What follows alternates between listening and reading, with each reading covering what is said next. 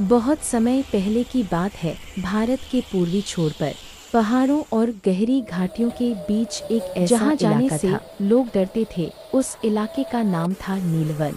कहा जाता था कि नीलवन कोई साधारण जंगल नहीं, बल्कि हवा में उड़ने वाला जंगल है। लोग बताते थे कि अमावस्या की रात, जब चांद पूरी तरह गायब हो जाता, तब पूरा जंगल धरती से ऊपर उठ जाता। और आरव एक जिज्ञासु और साहसी लड़का था।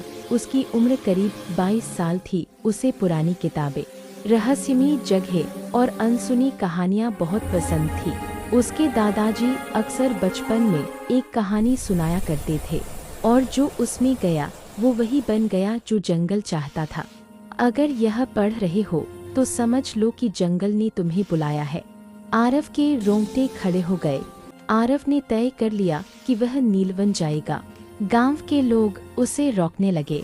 वहाँ मत जाना, वह जंगल इंसानों की सोच पढ़ लेता है। जो लालच लेकर गया वो लौट कर नहीं आया। पर आरव नहीं रुका। 3 दिन की कठिन यात्रा के बाद वह उस जगह पहुंचा जहां से नीलवन शुरू होता था।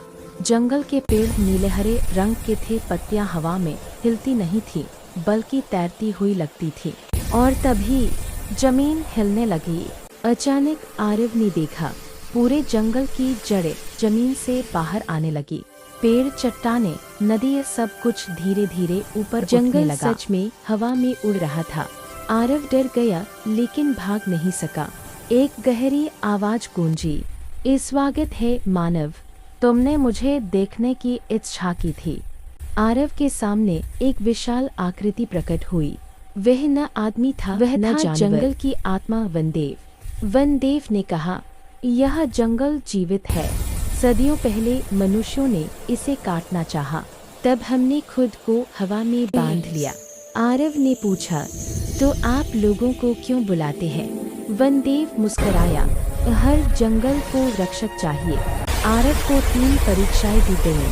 पहली परीक्षा डर। आरव को उसके सबसे बड़े डर का सामना कराया गया। अकेलापन।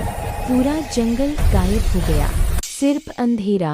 आरव ने खुद से कहा, मैं डर से भागूंगा नहीं। अंधेरा टूट गया। उसे सोनेहीरे से भरी घाटी दिखाई गई। पर आरव ने कहा, मुझे सच चाहिए, धन नहीं। घाटी गायब हो गई। वनदेव ने कहा, अगर रक्षक बनोगे तो अपनी पुरानी जिंदगी छोड़नी होगी। आरव की आंखों में आंसू थे, लेकिन उसने सिर हिला दिया। वनदेव ने बताया कि दादाजी भी कभी यहाँ आए थे, लेकिन वे वापस लौट आए क्योंकि उनका समय नहीं आया था। अब समय आरव का था। जंगल ने उसे अपनी शक्ति दी, हवा को समझने की शक्ति। अब आरव हवा की भाषा सुन सकता था।